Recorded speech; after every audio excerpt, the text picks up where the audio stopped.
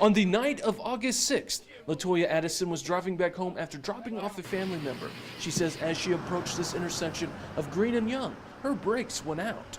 All I was doing was jamming on my brakes and pumping my brakes and pushing it all the way to the floor and coming back up again and trying again and just praying that they would some kind of way kick back in.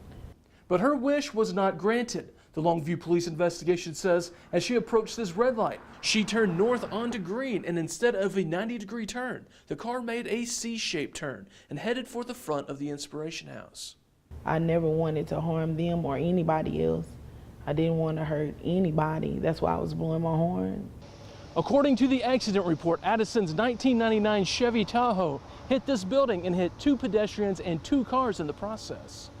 The victims were talking on these benches after a nighttime weekly meeting. Nobody in Addison's car was hurt, but Addison says her daughter is now fearful of car rides. She says things like, we're going to crash into the house, or Mama, are we going to run into the house? The accident report states that Addison's pedal did go all the way to the floor and the brake fluid reservoir was empty. That is why the brakes malfunctioned. I don't know what the reason was because I've just recently had an oil change and all my fluids were checked.